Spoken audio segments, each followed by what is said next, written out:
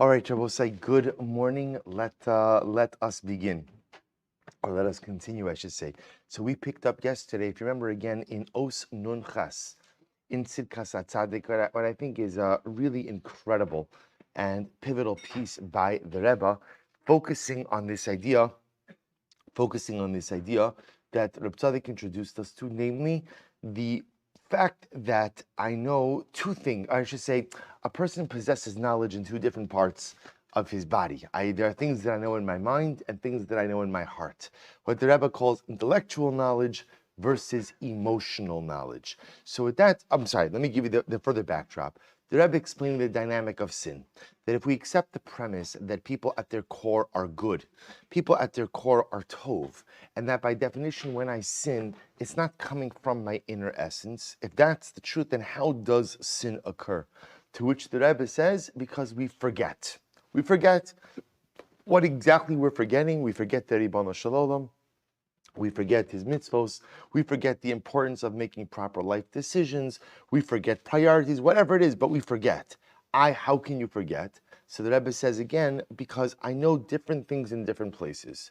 There are certain things I know in my mind, intellectual knowledge. There are certain things I know in my heart, emotional knowledge.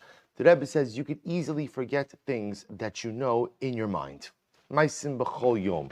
Things that I know to be intellectually true, yet I ignore them. But yet that which I know in my emotion, that which I know emotionally, that which I know in my heart, those are the things ultimately, again, that a person does not forget. So the Rebbe goes on, he says, we're picking up on page Kuf Lamed Beis, let's read in the Be'orei HaChasidus, on the left-hand column, 2, 4, 5 lines in. He says, Umemela, hayamargish belibo ba'osa is ad kama chamor lavar al sivuyav, if a person were to remember, if a person were to truly remember in an emotional capacity, if I were to truly remember in my heart the Ribono Shel Olam and the fact that HaKadosh Baruch Hu asks so little of me in comparison with what he gives me, I would never commit an Aveira. And the fact that I do commit an Aveira is indicative of the fact that obviously I have forgotten. Vasyaso es osa ha'aveira nova'as rak mikach shayetzer hara ma'alimo ma'alim es ratzon ha'pnimi umashkiach es chumras hatzivui mehargashas libo.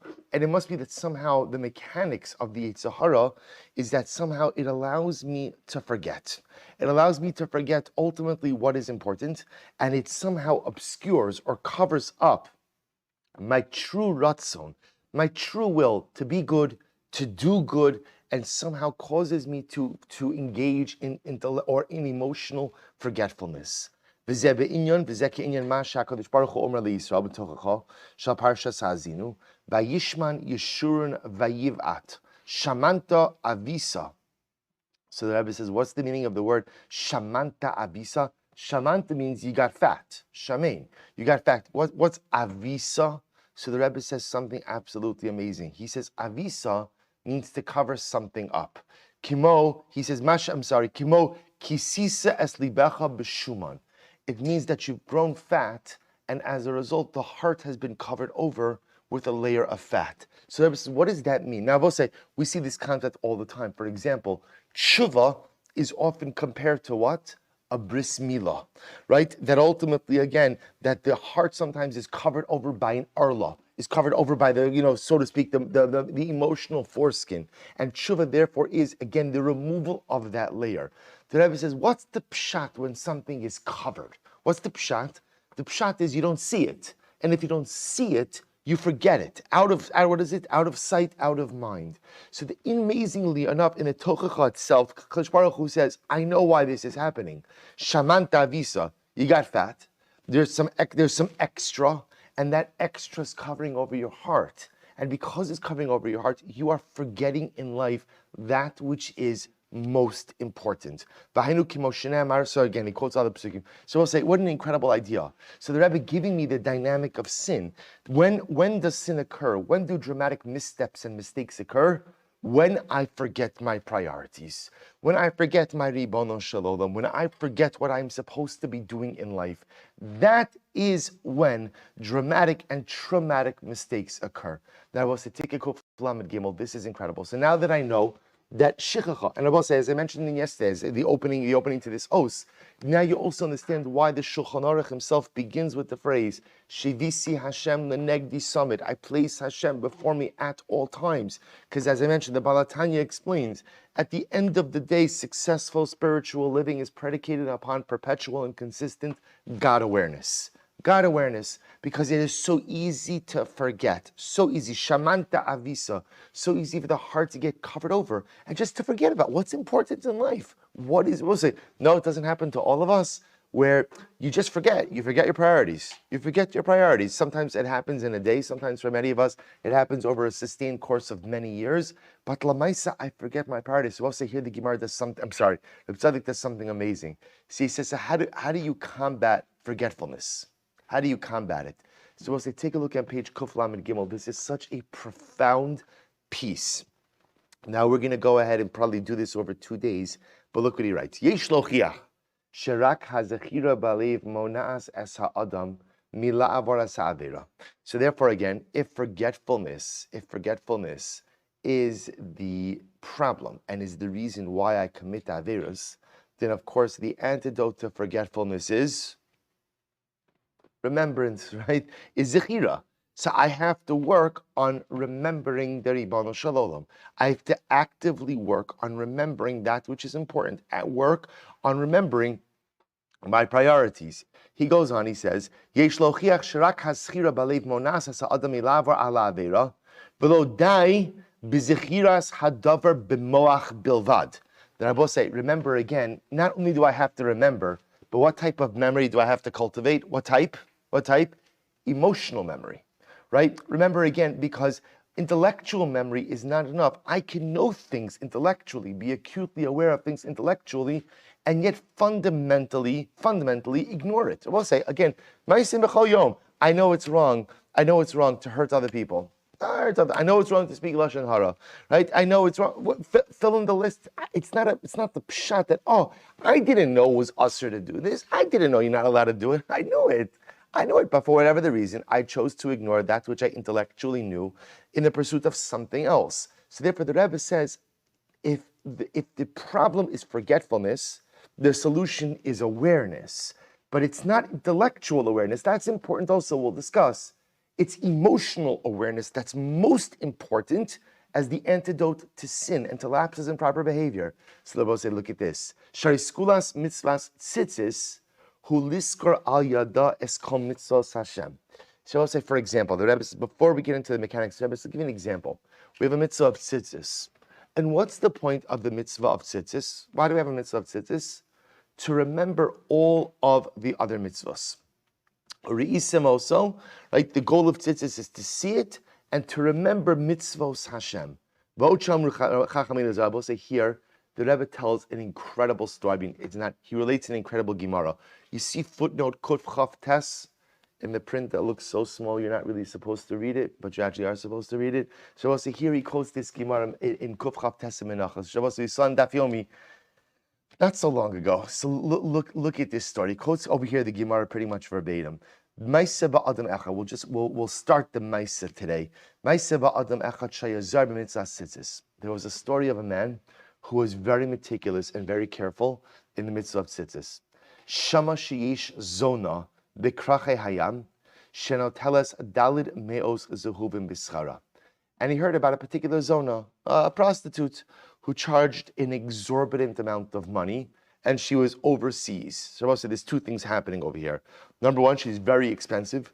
Number two, she's very far away. But this guy decided, this was a worthwhile investment. So we'll say, what does he do? He makes an appointment with her. And by the way, not only that, but what else does he do? He prepays. No installment plan, no whatever. He mamish prepays, fully paid upfront, and makes an appointment with her. I will say, just before we go on with the Maisa, I should stop here, so get everybody to come back tomorrow morning on time. I'll say, so what I want to point out is something very interesting. You'll say to yourself, one second. How did this story start, What was the introduction to the story? That there was a guy, right? And how we introduced to him? He's makbid on tzitzis. Right? He's makpid on tzitzis. And then, by the way, what does it say right afterwards? Oh, and by the way, he was a habitual visitor to prostitutes. Right? That's how we're introduced to him. Right? He's makpid on tzitzis because they're both say, by the way, if he's finding this woman, the fact that he's spending this amount of money, this investment of time indicates that this is not his first rodeo. In other words, this is what this guy does. This is what he's involved in. This is the world that he lives in. So isn't it incredible? Isn't it incredible that he's introduced to us as a guy who's makpid on tzitzis, but yet again we see his involvement with the zonos. So I'll say we'll go on with the rest of the story tomorrow, but understand what's the incredible message? We all live with contradictions. We all live with contradictions. We are all inconsistent. So you say to yourself, really? You're makpid on tzitzis? Very nice, beautiful. Maybe you should be makpid on arayos also. Not a bad suggestion. Maybe don't worry as much about the tzitzis. Be a little bit more focused on morality. But let's say we all live with inconsistencies. And there are things that we are strong in, and there are things that we are very weak in. But our strengths often don't combat our weaknesses. But the good news is that our weaknesses also don't negate our strengths. And that sometimes I accept the fact that I'm an entity of inherent contradictions.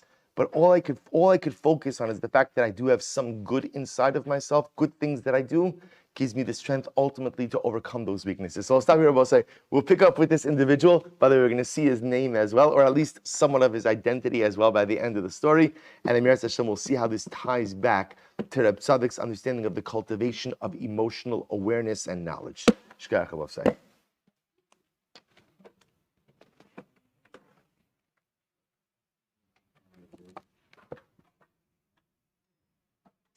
All right, Jabosai, good morning. Let us begin. A lot to do today, Baruch Hashem, an incredible daf ahead of us today. Want to begin by thanking our sponsors, to thank our Talmud Torah sponsors. To thank our Talmud Torah sponsors for the month of Iyar.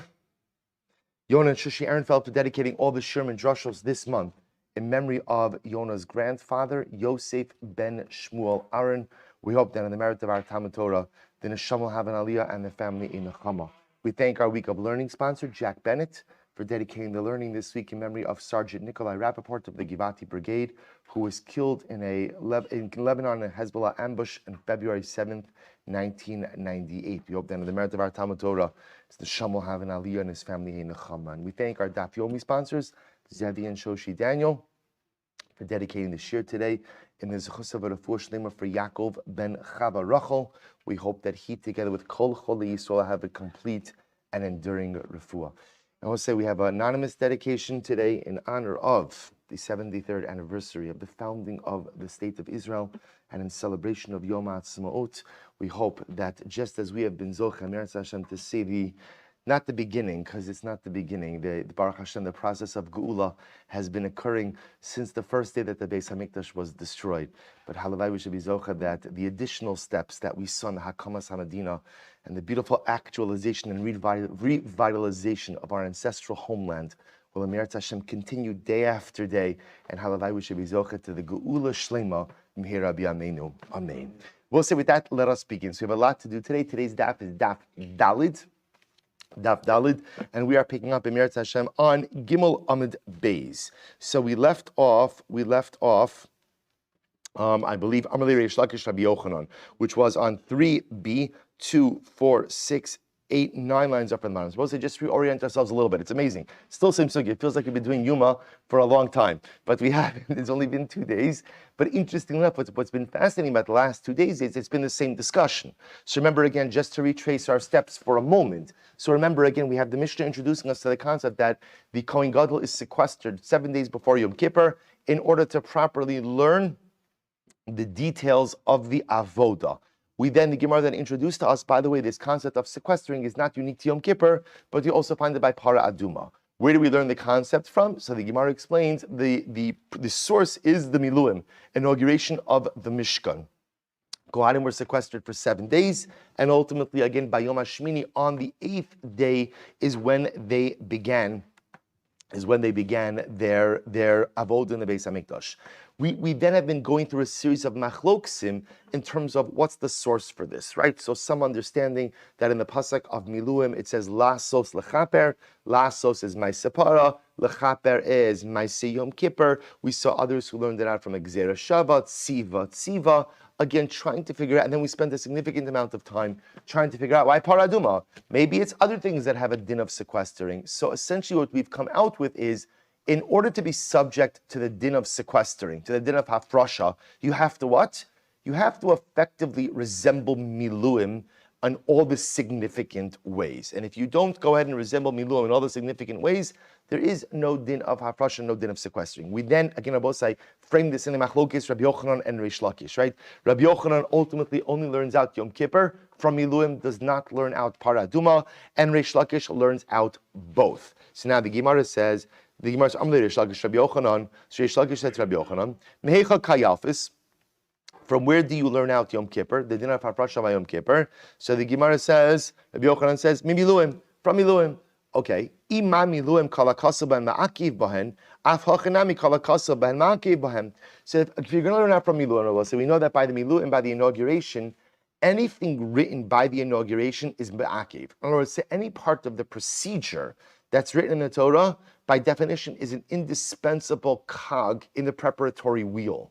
And if you leave it out, you undermine the avoda. So we should say the same thing by the preparation for Yom Kippur. Anything that's mentioned, ultimately, again, should be indispensable. Now, one second, the Gemara says, if that's the case, so maybe you'll say that's true. This is incredible. We'll say this is fascinating. If you tell me that hafrasha, that sequestering of the Kohen Gadol prior to Yom Kippur, is an indispensable part of the avodah of Yom Kippur, here's the problem. What did the Mishnah say? We appoint a backup. Right, you saw this. We appoint a backup Kohen Gadol.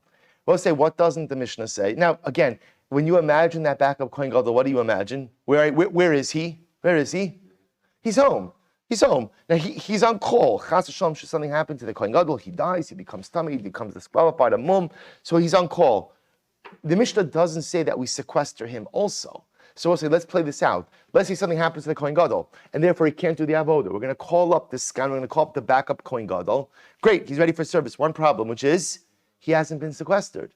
And now if you're telling me that Yom Kippur is like Miluim, and anything written by Miluim is Ma'akev, so too anything written by Yom Kippur is Ma'akev, if that's the case, then at the end of the day, how could the backup Kohen Gadol go ahead and function without having been sequestered? To which the Gemara says, V'chi tema my maskinon mafrishin. Maybe you'll say when the Mishnah says we prepare him, maybe that means also we sequester him. They can't do that. Listening, o idi maskinin, o idi mafrishin. If that's the case, then really you should use the same lashon. Then used by both kohanim maskinin or mafrishin. So the Gemara will say ends off with the Reish Lakish ends off with that kasha. Amrle, Rabbi Yochanan says Reish Lakish. Amrle, mar mehecha yalif. Where do you learn out the obligation from?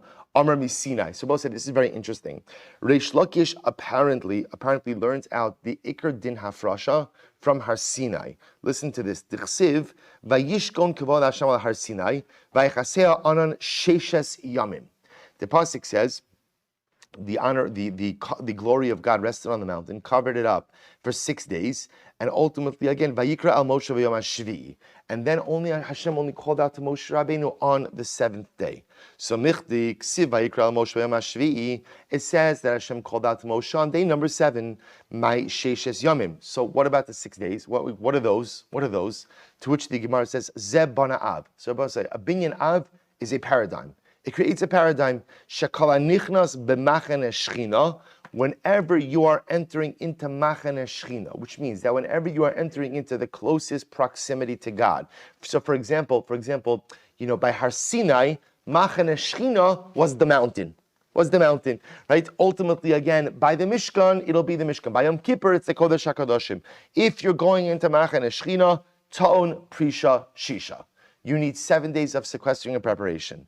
Okay, that's fine. There's only one problem. What does the Mishnah say? Va'anan shivatnan. That's fine, but the Mishnah says 7 days. So we prepare for 7 days. Most very interesting. Masnisin, Rabbi Yehuda ben Beseirihi, dechayish tap of dalit l'tumas beso. To which the Gemara says, you're right. It could very well be that me'ikar adin on a doraisa level, 7 days of sequestered preparation are enough. So where does the seventh day? The seventh day is an extra added chumrah based on the concern of Rabbi Yehuda ben Beseira, who is choshesh for what he calls tumas beso. Take a look at the top Rashi, Daled Amadav, tumas beso. Shema im yizakik leishto v'tira dam b'shasbia v'nimtza tamei shivas yamim kemishpat boel nida v'lo yachol la'avo b'yom kippur. Because both say there's a concern that maybe right before the period of sequestering, a man, the Kohen Gadol, or whoever it is who's sequestering, will be with his wife, and let's say a woman becomes a nida during relations. So we'll say, remember again, midda oraisa, tumas nida is only 7 days. The fact that we have a much longer period for nida of 12 days is a result of the merging of the halachos of nidus and zava gidola. Not our topic. But nida, right, midda oraisa, tumas nida is 7 days. So the concern is that maybe right before sequestering is going to be with his wife, and maybe again she's going to become a nida, and therefore by definition, if you're only observing 6 days, it's going to leave him short to be able to be tar for the avoda. Therefore, Rabbi Yehuda ben Beseira says, even though the obligatory biblical sequestering might be 6 days, we add on the 7th day just to cover him in all scenarios. Incredible. Amar le Rabbi Yochanan Reish Lakish. So Rabbi Yochanan says Reish Lakish as follows: Bishlama lididi. So Rabbi Yochanan says, my approach makes sense. I learned it out from Miluim, right? I learned out the concept of sequestering from Miluim. Just like by Miluim, ultimately, again, there were 7 days of sequestering, and then 8th day the avoda. So to Yom Kippur, 7 days of sequestering, Yom Kippur avoda. Hainu disanya ze vaze mazin alav kol shiva mikol chato shahayusham.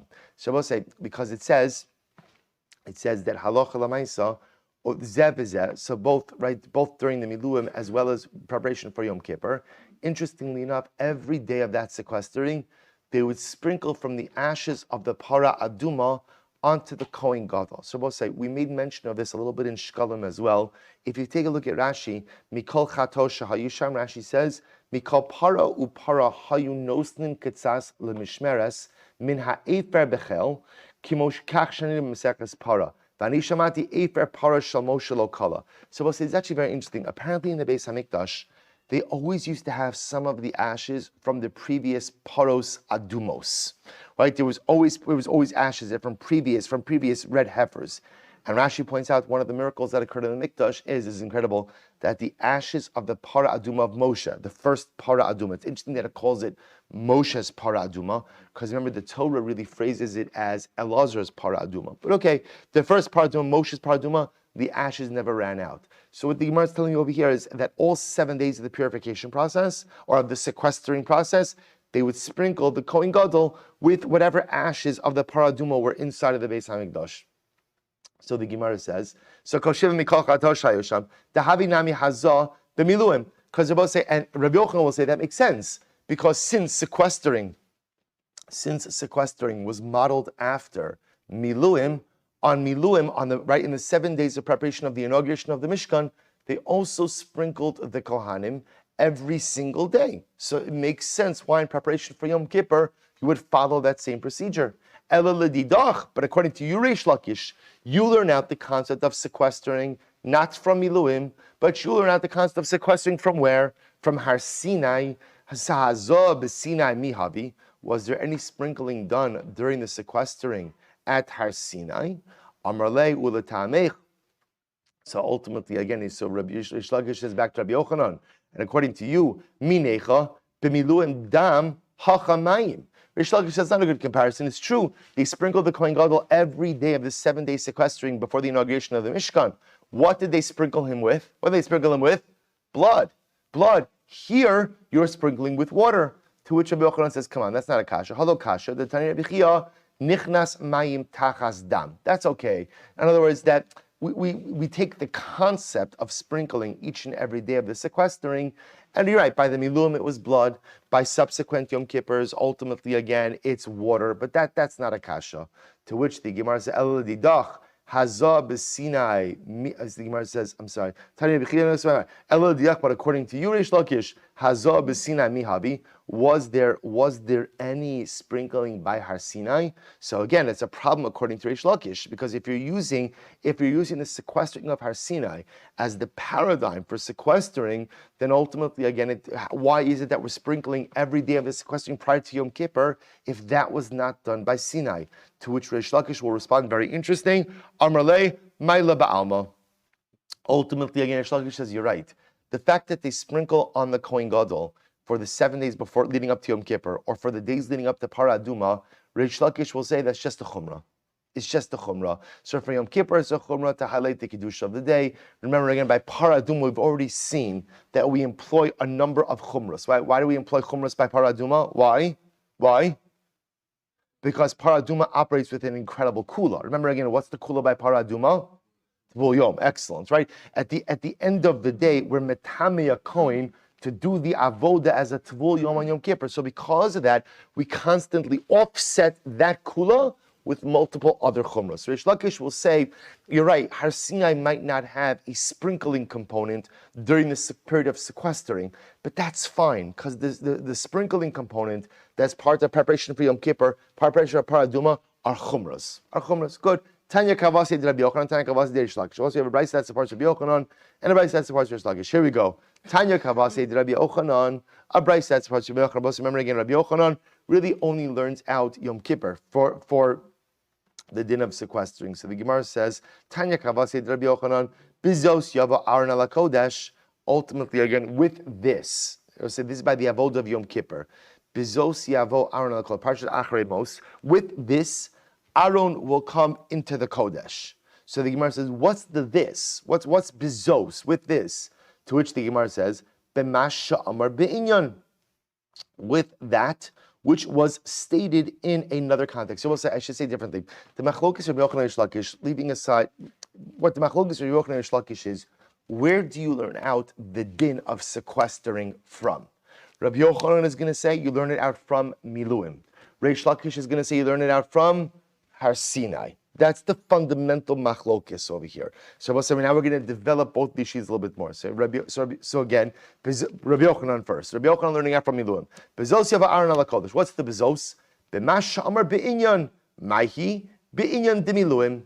So we'll say this is fascinating. Rabbi Yochanan says, bezos yava Aaron. With this, Aaron will come into the kodesh on Yom Kippur. What's the this? The this is the process employed by the Miluim.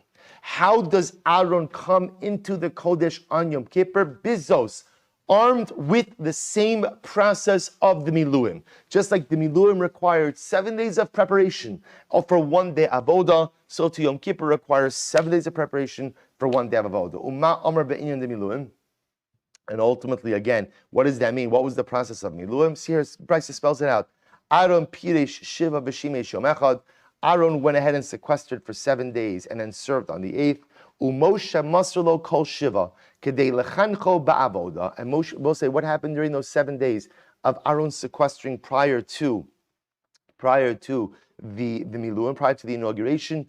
Moshe Rabbeinu taught him all the halachas. We'll say, remember again, 7 days of sequestering doesn't mean Aaron was all by himself, but it means that he was being taught by Moshe Rabbeinu, he was being taught by his brothers all of the necessary components by the avoda. The afladoros, and Abba saying the same applies ultimately for future generations. Kohen Gadol Pori Shiva, Umishamesh Yom Echad. The Kohen Gadol is sequestered after Rosh Hashanah. He's sequestered for 7 days leading up to Yom Kippur, and then he does the avodah of Yom Kippur. We'll see this in more depth later on. Ushnei Talmidei Chachamim Talmidav Shel Moshe. I will say 2 Talmidei Chachamim, students of Moshe. I will say what a beautiful way to refer to a Talmid Chacham. Right? You will say any Talmid Chacham, and by extension, any person who learns Torah is a Talmid of Moshe Rabbeinu. Isn't that incredible? Isn't that incredible? It's always important in life. We all try to find a good Rebbe to role model for us, not just learning, but life. So yet, we're all Talmidim of Moshe Rabbeinu. I learned Moshe's Torah, I'm Moshe Rabbeinu's Talmid. Lafuket Stukin, this is to exclude Stuk. We have to be very careful, because also remember again, as we're going to see, that Stukim had some very different versions of the avoda of Yom Kippur. So what would the Kohen Gadol do during his sequestering prior to Yom Kippur? 2 Talmidei Chachamim, students of Moshe Rabbeinu would give him over the avoda. Lafuke tztugim. Moshe no kol shiva kadei lechancho ba'avoda. Ultimately, again, they go over the halachas with him in order that he is ready to do the avoda on Yom Kippur. Mikan amru. From here we learned Shivas Yomim Kodem Yom Kippurim Mafrishin Kohen Gadol Mibeso Lelishkas Parhedjin. From here again, I will say this is the Mishnah. We separate out, we sequester the Kohen Gadol for 7 days prior to Yom Kippur, and we put him in the Parhedjin chamber. Ukashem Shem Mafrishin Kohen Gadol Kach Mafrishin Kohen Hasoref Es HaPara.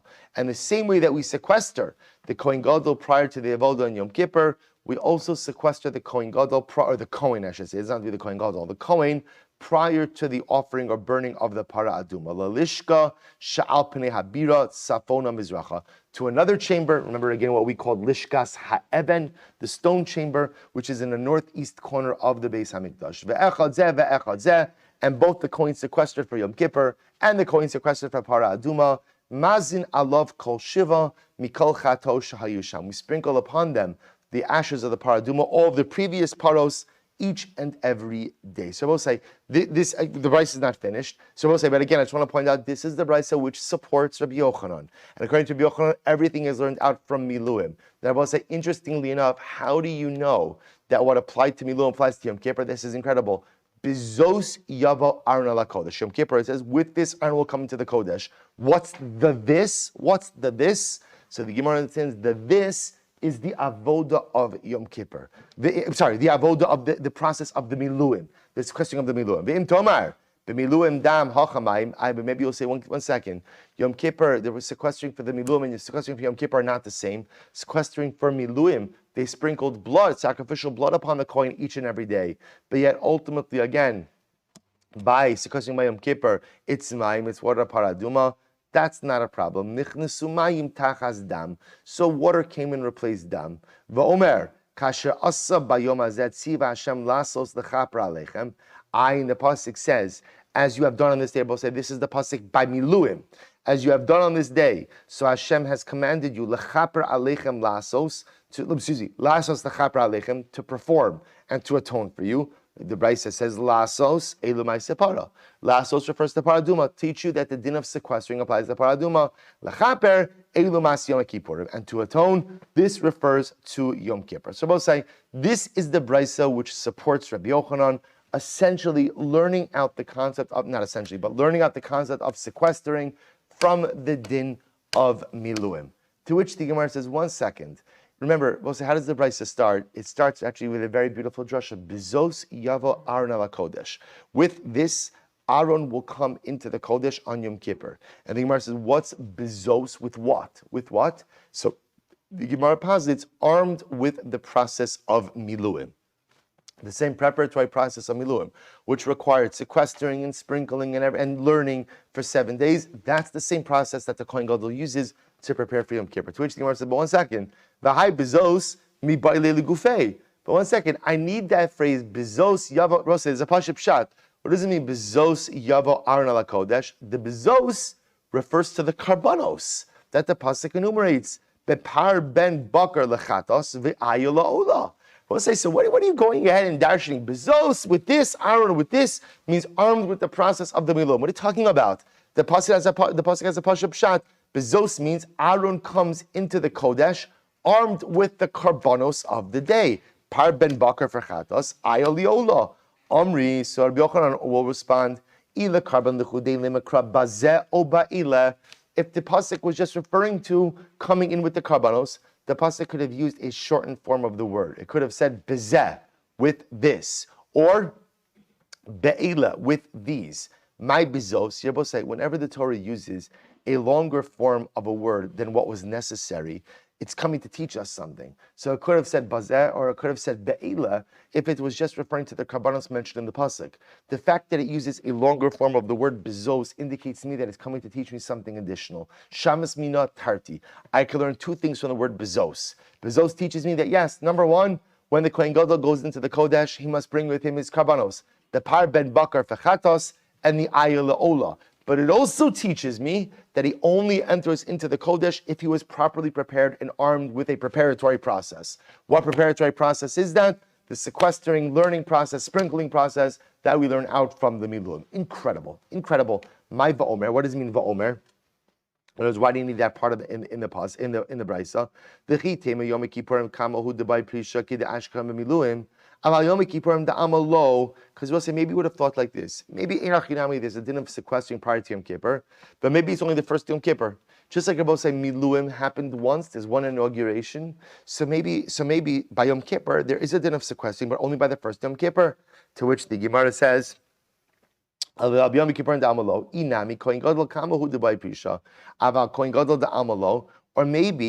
only the first Kohen Gadol who required sequestering, but not future Kohanim Gidolim. So in other words, if you want to be true to the comparison, Miluim happened once, and therefore maybe only you have to do the sequestering for the first Kohen Gadol, for Yom Kippur, or for the first Yom Kippur, to which the Gemara says, Tashma Kasher Asa. Therefore, I will say the Pasuk says, Kasher Asa is what was done. Ultimately, again, kasher asa b'yom hazeh tziva Hashem lasos lechaper aleichem.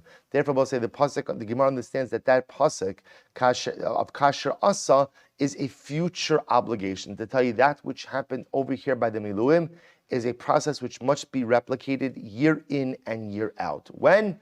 By Yom Kippur, by the Kohen Gadol. So we'll say that is the brisa that supports Rabbi Yochanan, effectively learning out the din of sequestering of hafrasha from Miluim. Tanya Kavase de Reish Lakish. We'll also have a brayso that supports Reish Lakish. This is incredible. I will say this is beautiful and what an incredible preparation ultimately for Shavuos as well. So the Gemara says as follows: Tanya Kavase de Reish Lakish. Moshe Allah ba'anan v'niskase ba'anan v'niskadesh ba'anan. Moshe Rabbeinu entered into the cloud. Remember again by Har Sinai, the Torah tells us that the presence of the Ribono Shel Olam descended on the mountain in the form of a cloud. We'll say Rabbi Soloveitchik points out that you find this a couple of times throughout Chumash, that the Shechina presents itself in the form of a cloud. The first time we see this is the Medrash relates that when Avraham Avinu was on the way to the Akedah, so the pasuk says Hine Anon Kasher al Hahar, and the Medrash points out there was a cloud attached to the mountain. The Medrash points out that Avraham Avinu was walking. He says to Yishmael, do you see that?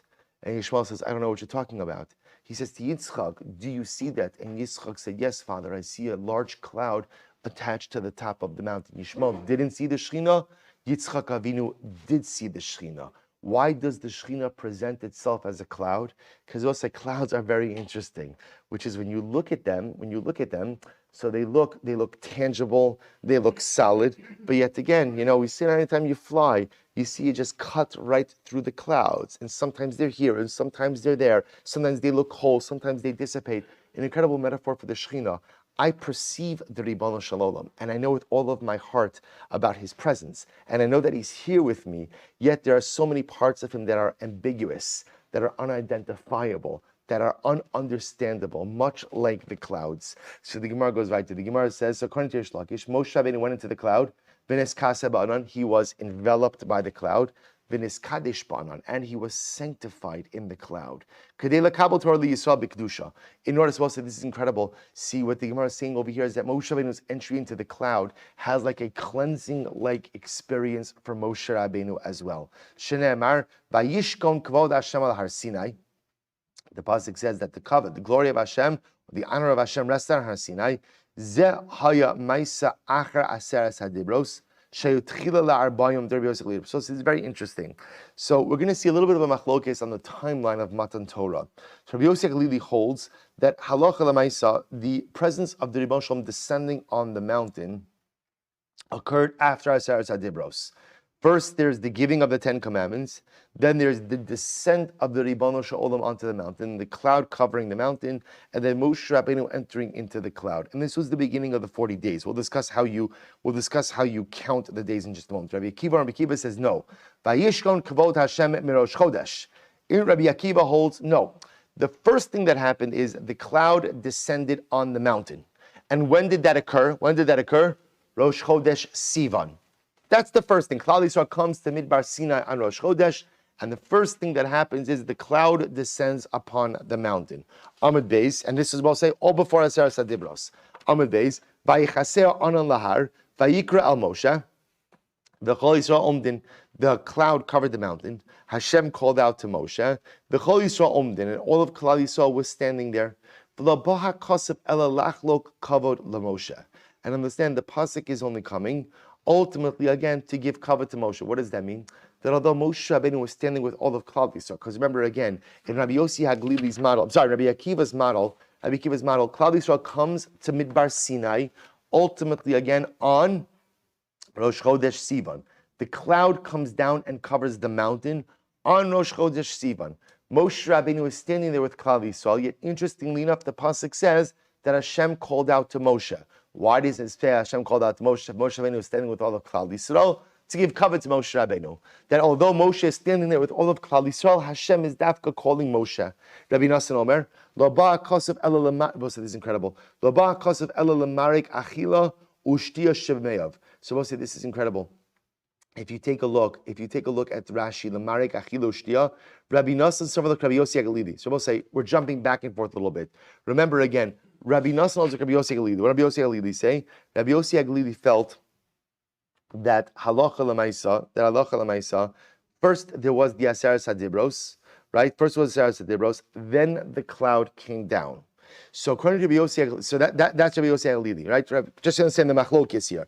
Rabbi Yossi Haglili says, first Aseres HaDibros, then cloud, and that was the beginning of the 40 days of Moshe Rabbeinu. Again, we'll see about the 40 days in just a moment. Rabbi Akiva, no. First came the cloud. The cloud already came Rosh Chodesh Sivan. The cloud was there already before Aseres HaDibros. Comes along Rabbi Nassan. Rabbi Nassan in principle agrees with Rabbi Yossi Haglili that the cloud came after the Aseres HaDibros. And what was the role of the cloud after Aseres HaDibros? It was to prepare Moshe Rabbeinu for the 40 days and 40 nights on the mountain. How was Moshe Rabbeinu prepared? His body was purged of food and drink. Remember again, we know that when Moshe Rabbeinu was on the mountain, Moshe Rabbeinu himself says, Lechem lo achalti, mayim lo shasisi. I didn't eat, I didn't drink.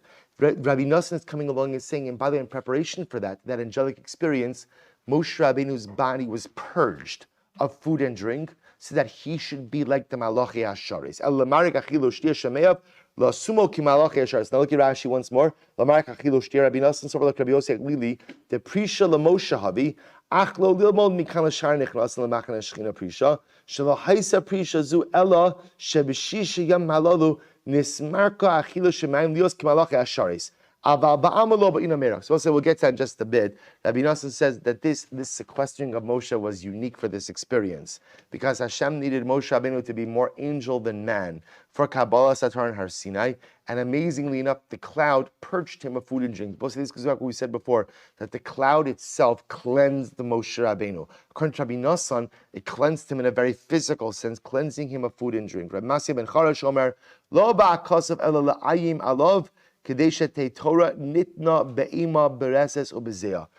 is, Ramasya ben Charash says that the cloud only came to instill fear in Moshe Rabbeinu. To instill fear, it was to prepare Moshe Rabbeinu for the experience of Kabbalah Torah and instill within him a certain level of fear. Shneimar, Ibdu as Hashem b'yira, v'gilu b'ra'ada. Serve Hashem with fear, v'gilu, and rejoice with trepidation. My v'gilu b'ra'ada. What does that mean? Rejoice with trepidation. Amrav adabar masna. Amrav b'makom gila sham tehei ra'ada. So wherever there is rejoicing, there has to be some element of trepidation, which again is in general. This is a much bigger discussion about the concept that joy must always be tempered, right? Because unchecked joy, unchecked simcha becomes hololus, becomes frivolity. This is incredibly important. That's why whenever we have simcha, there's always a check on that simcha, right? I'll say, think about this in just a moment, right? This is why one of the reasons we break a glass under the chuppah by a chasna is in order to go ahead and check the simcha, to keep the simcha. I will say, even Purim, which is an incredible day of simcha, what's the check on the simcha of Purim?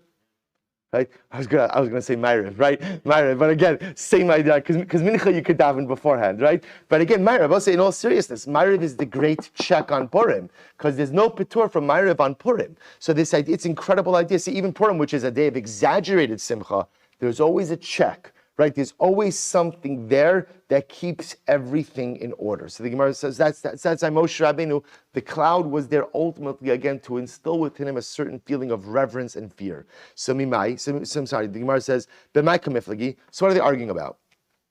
What are they arguing about? So listen to this. So the Gemara says, Rabbi Akiva. What are they arguing about? They're arguing about the timeline of Matan Torah. This is incredible. In reality, the machlokes Rabbi Akiva and Rabbi Yosef about when the cloud came is really a fundamental machlokes about the timeline of Kabbalah's HaTorah. What's the machlokes here? This is incredible. The Sanya, B'shisha b'chodesh nitna Torah Yisrael.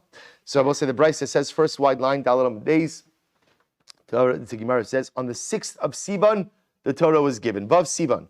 Rabbi Yossi says, no, B'shivabo. No, Torah wasn't given on the 6th of Sivan. Torah was given on the 7th of Sivan. Man Domer B'shisha Nitna B'shiva Allah. So says, we're going to see, everyone agrees that Moshe Rabbeinu goes up the mountain on the 7th of Sivan. Everyone agrees with that. So the first opinion will say, Torah was given on the 6th of Sivan, and Moshe Rabbeinu goes up on the 7th. Man Domer B'shiva, the one who says Torah was given on the 7th of Sivan, B'shiva Nitna u B'shiva Allah. That ultimately Torah was given on the 7th, and Moshe Rabbeinu goes up on the 7th. So again, everyone agrees Moshe Rabbeinu ascended the mountain on the 7th of Nisan. The shaila is, when was Kabbalah's HaTorah? Was it on the 6th? Was it on Machlokes? Moshe Yom HaShvi. Rabbi Yosef Lili Savar Tanakama. So Rabbi Yosef Lili holds like the Tanakama, meaning that Torah was given on the 6th, and Moshe Rabbeinu ascended on the 7th.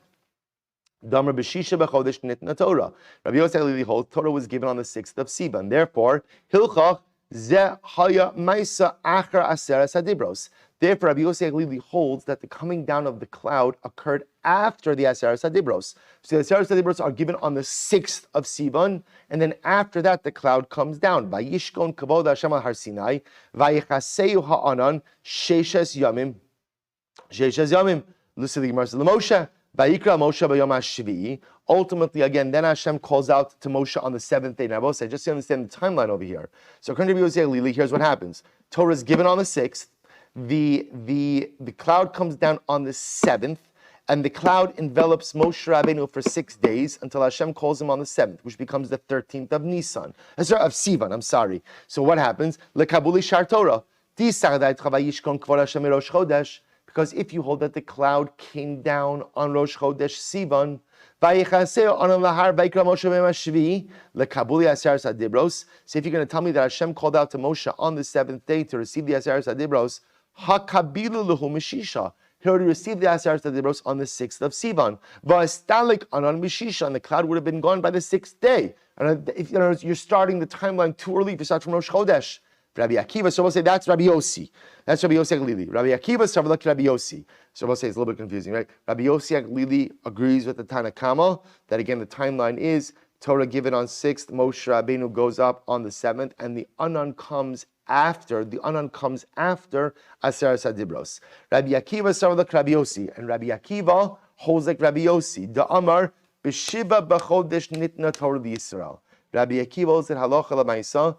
Torah was given on the 6th. When we say Torah, Aseres HaDibros was given on the 6th, and ultimately again on the 7th, and Moshe Rabbeinu goes up on the 7th. So Bishlam of Rabbi Akiva, and Abbas, remember again, according to Rabbi Akiva, when was the cloud? When did the cloud cover the mountain? Rosh Chodesh Sivan already, right? Rosh Chodesh Sivan. Bishlam of Rabbi Akiva, Hainu de Mishkachas La. So we'll say, according to Rabbi Akiva, let's work backwards, because presumably everyone agrees on one fact, which is Moshe Rabbeinu comes down when? On Shivasar B'Tammuz. Remember again, he comes down, things don't go very well. He smashes the luchos as a result of the Chet HaEgel, the sin of the golden calf. So remember, let's back into the timeline. So according to Rabbi Akiva,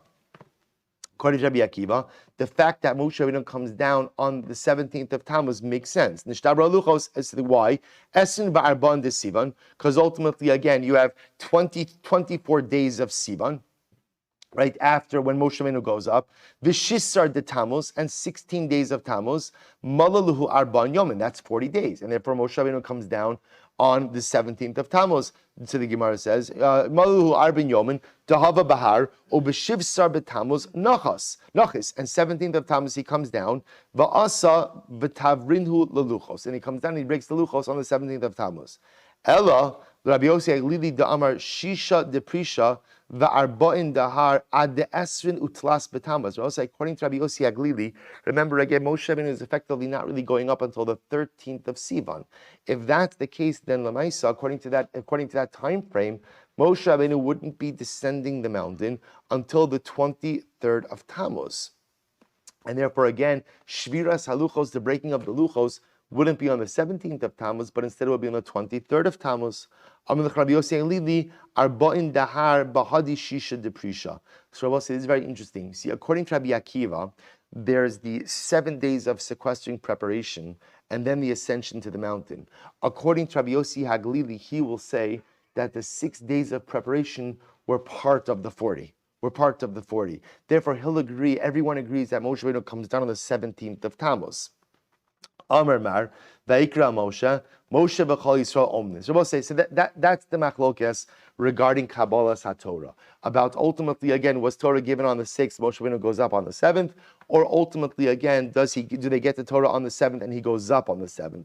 So everyone's agreeing that he goes up on the 7th. The further machlokes Rabbi is, how does sequestering fit into all of this? Was sequestering beforehand? Was sequestering afterwards? When does the cloud come down on the mountain?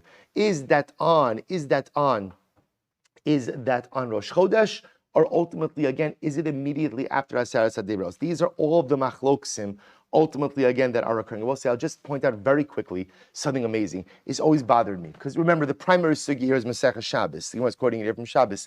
We'll say, what's so dramatic about this Gemara? There could be machlokis about a lot of things. If you would assume the one thing there is no machlokis about, it would be what? It would be what? Kabbalah HaTorah. But it's like Kabbalah HaTorah is the most important event, not only in our history, but in the history of mankind. Remember again, Rashi in the beginning of Bereshis says, the only reason why HaKadosh Baruch Hu went ahead and gave and created the world was why? For Kabbalah Torah, Vayer Vayvoker Yom Hashishi. Why Hashishi? Rashi says because the 6th day, the 6th of Sivan, was going to be the day when Klal Yisrael accept Torah that made creation worthwhile. How could there be date ambiguity? How could there be any level of ambiguity around the We'll say, right? It's amazing. We know when Moshe Rabbeinu died. We know when Rachel Imenu's yard site is. We know when we left Mitzrayim. We know everything. We know everything. Right? How could there be machlokus about Kabbalah HaTorah? So I think it's by design. There's a beautiful, beautiful piece by the Piazetzna, Hashem Yikom Damo, in the Ish Kodesh. The Ish Kodesh says in the year Tafshin, 1939, in Parshas Yisro. So very quickly, I'm not going to tell you the whole part, although it's really incredible. So the Piazetzna says as follows.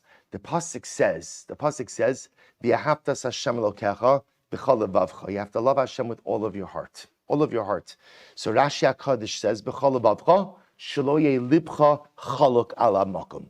Your heart should not be divided against the Ribono Shel Olam. Which again, Pasha Pshat means what? You have to love Hashem when times are good, and you have to love Hashem when times are difficult. You have to love the Ribono Shel Olam. You can't be a fair weather friend to HaKadosh Baruch Hu. You have to say Hashem Elokecha b'chol levavcha with all of your heart. Don't let your heart be divided against HaKadosh Baruch Hu. And the Piazetzna says something absolutely amazing. He quotes his grandfather. He says something absolutely amazing. He says, Shlo yeh libcha chalak ala makom means, do not let your heart be tethered geographically to one particular place. Meaning what? It's an incredible. Don't let your heart be divided on the makom, on the place. What does this mean? The Piazetzna says that sometimes people think they could only be inspired and only be spiritual and only be close to HaKadosh Baruch Hu if you're in one particular place. If I was here, right? If I, and again, I will say, we think about this all the time. If I was in Eretz Yisrael, if I was here, does Eretz Yisrael have a Kedusha? It's a good day to speak about this, of course. And could the Kedusha of Eretz Yisrael be replicated anywhere else? Absolutely, unequivocally not. But does that mean that the only place to have a meaningful relationship with HaKadosh Baruch Hu is in Eretz Yisrael? Or is in a particular community, in a particular place? No. No, no, no. The Ribono Shel Olam is accessible to us anywhere and everywhere we are. This, says the Piagetna, is the meaning of Shelo Yehi Libcha Chaluk Al Hamakom. Let your heart not be fooled into thinking that spirituality is only accessible in a particular geographic location. Wherever we are, that's where the relationship with HaKadosh Baruch Hu is as well. So this, and by the way, I just want to point out, the Piagetna was saying this in 1939 in the Warsaw Ghetto. So you understand what he's saying to that congregation of the broken heart? He's giving this drush on Shabbos. Understand what he's saying? What he's saying is, at the end of the day, we are in Gehenna. But you know what? The Ribono Shel Olam is in Gehenna also. Wherever the Jew is, HaKadosh Baruch Hu is there. Don't think that HaKadosh Baruch Hu is not with us here. Don't think that HaKadosh Baruch Hu is not accessible here. Wherever we are, wherever the Jew is, that's where HaKadosh Baruch Hu is as well.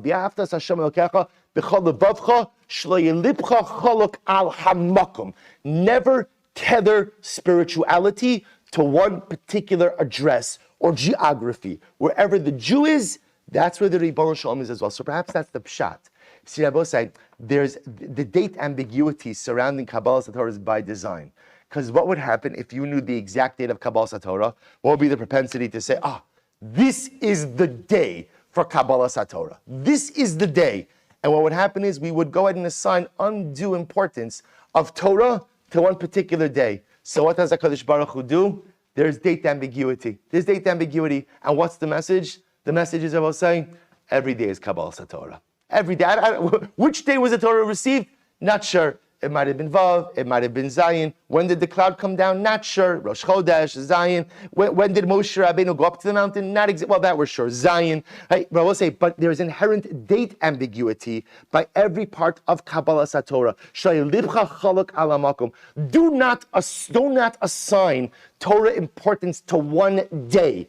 Every day is Kabbalas Torah. Every day is the opportunity to receive from Har Sinai. Every day is the opportunity to go ahead and receive our beautiful Masorah, to be Tamidim of Moshe Rabbeinu.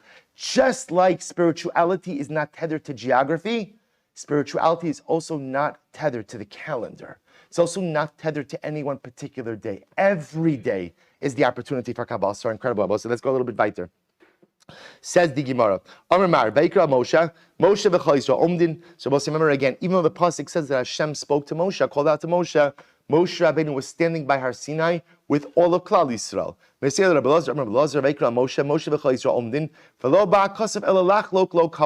I will say, so why does the Torah seem to indicate that Hashem is singling out Moshe? It was a covet to Moshe Rabbeinu.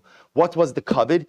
Even though Moshe is standing with all of Klal Yisrael, HaKadosh Baruch Hu dafka speaks to Moshe Rabbeinu. So the Gemara goes like to Meisvei, Kol lo, kol elav, Moshe shama v'chol Yisrael lo shamu. So we'll say, when the pasuk says, Kol lo and kol elav. So we'll say, if you take a look at Rashi very quickly, it's almost right across. Rashi says, Kol lo, kol elav, vayishmas hakol medaber elav. Moshe Rabbeinu heard the voice speaking to him. So lo haya yachalom ar b'kasav medaber elav lamdecha she'elav levado haya nimshach hakol ba'oi moed v'shukam mishkan v'nedaber elav me'al parochas lo haya kol nishma li. So I'm just reading Rashi quickly. The high krav devayishma sakol ba'oi moed ksiv reishe the krav b'vamo shalomai. So we'll say, interestingly enough, the Gemara says, so it says Moshe shama v'chol Yisrael lo shama lo kasha ha b'sinai ha ba'ohel moed. So we'll say, interestingly enough, at Har Sinai, there was a voice of the Ribono Shel Olam that everyone heard, right? By the first two dibros, everyone heard the Ribono Shel Olam. It was only from the time that the Mishkan was put up and on that, whenever HaKadosh Baruch Hu would speak, only Moshe would hear it, no one else would hear it. V'bay Sema.